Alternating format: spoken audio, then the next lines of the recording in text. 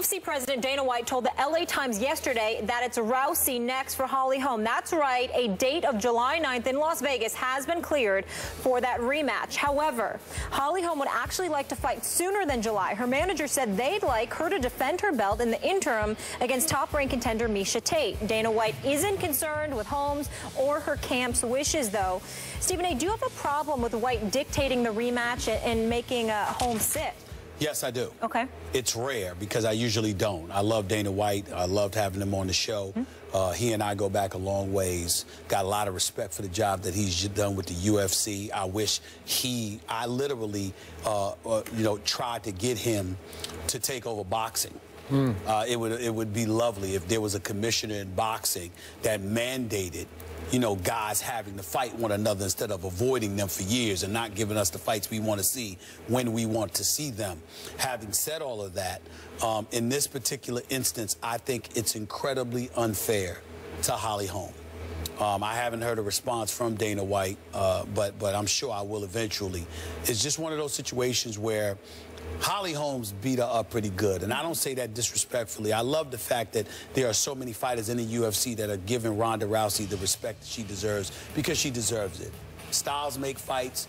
Anybody could lose on any given day, and that just wasn't her night. And that style, she wasn't ready for, because Holly Holm can really box. She's an exceptional world champion boxer. Having said all of that, what works for her is to get back in the octagon and the fight. And to have her sitting back, it is December.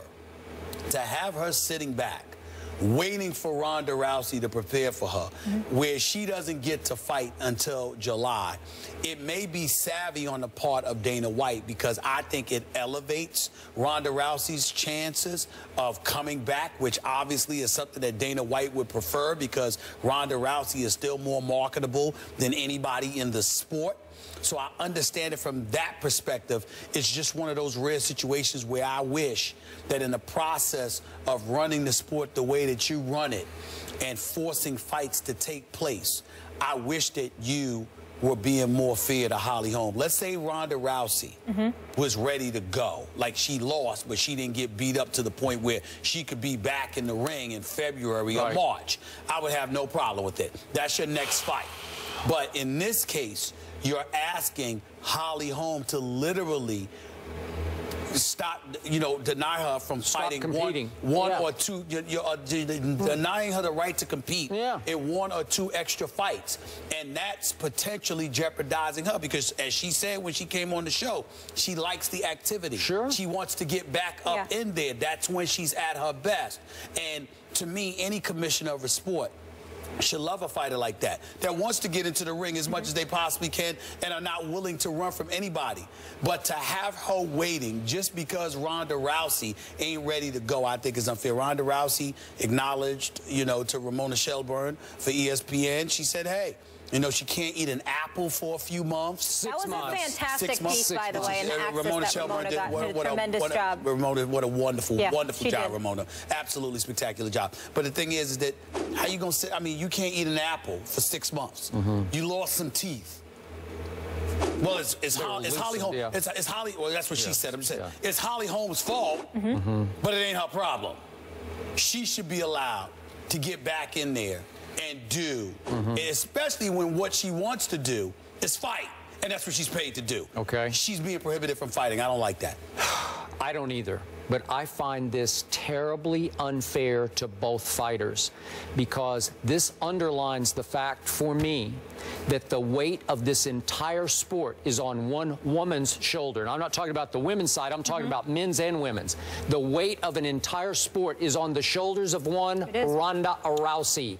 And back to Ramona's sensational piece, I read it and was just stunned by it, because it was the portrait of a shattered fighter, shattered mentally and physically by losing her first fight and having such a hard time coping with it, to the point that it was such a sad piece. When I got to the end, I wondered if Ronda will ever fight again at all. That's how it came across to me, because she took such a beating and it was such a shock to her, and she felt such pressure to carry the whole sport, to do all the interviews, all the press, all the media building up to it, that she was a shell of herself she felt like when she got to the fight, okay? So this is unfair because now you're putting all the focus and all the pressure back on her to save the day of UFC in general, the whole sport, and wait until July to do it again. Right, let's pause for a second. Right. So I'm going the route that it was unfair to Holly. I'm doing You're both. saying it's unfair to Ronda, both too. Yes, it's unfair to Ronda because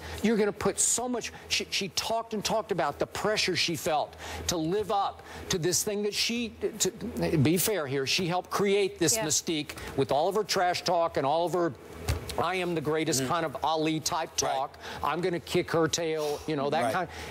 And she got hers kicked. She got hurt in the fight, both physically and mentally.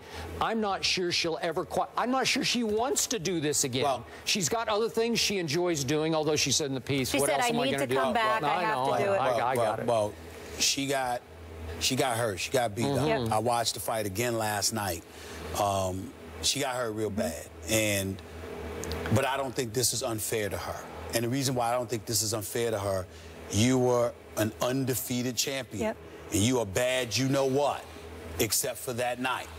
And now, I believe it would have been unfair to Ronda Rousey to say, when you come back, it must be against Holly Holmes 2 months from now. 3 months, oh, no, we don't want that. And obviously, a medical mandate, she got to take, as Dana White explained to us, she got to take 90 days. So we understand that. I guess what I'm saying to you is, I don't feel it's unfair to Ronda because you got the full 6 months to rehabilitate.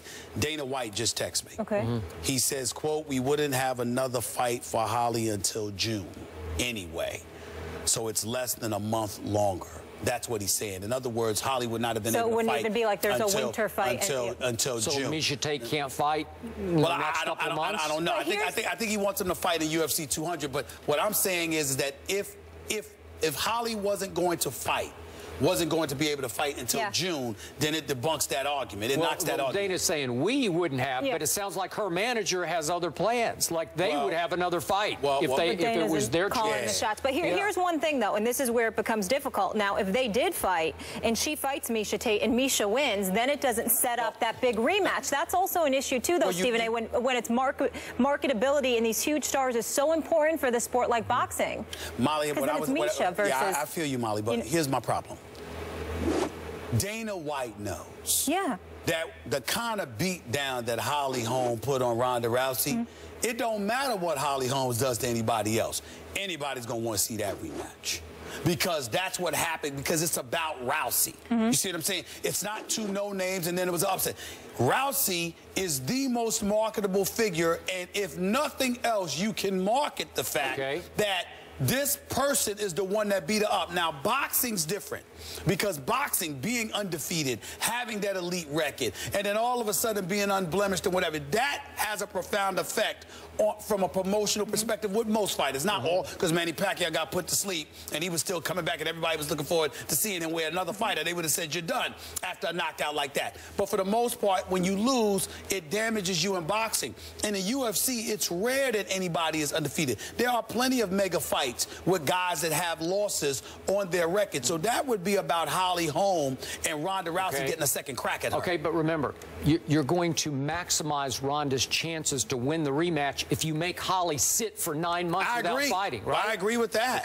That's my position. But if he's saying that you weren't going to be able to fight until June anyway, then that's a problem. Says Dana. That's fair. That's fair. That's fair. I'm just telling you what he said. And to your point, and obviously we saw this in the article, it did appear she really had the weight of the world on her shoulders, and that pressure, because there aren't the male stars like the GSP and the John Jones, I know, coming back, and the Anderson Silva. So she really had the pressure. She was it. But you know what? You got to be like John Jones and others in this respect. John Jones had fights and whatever. He always came ready, and he didn't take on more than he could chew from media obligations, etc., etc. Well, she's going to learn from this. Let's not put it on the UFC. They didn't make Ronda do everything. She chose to do some of those things. Some of them. I'm just saying, she could have said no to some. Regardless, it can be a learning lesson for her, cutting off those distractions moving forward. And the true test of a champion, right, how they come back from resiliency, get knocked down. We'll see if she comes back and performs. I wish her luck. Meanwhile, coming up after the break, LaShawn McCoy goes off on Chip Kelly during comments with the media yesterday. One Bills great says, cool it, Shady. We'll tell you who that was when we return. Stay here.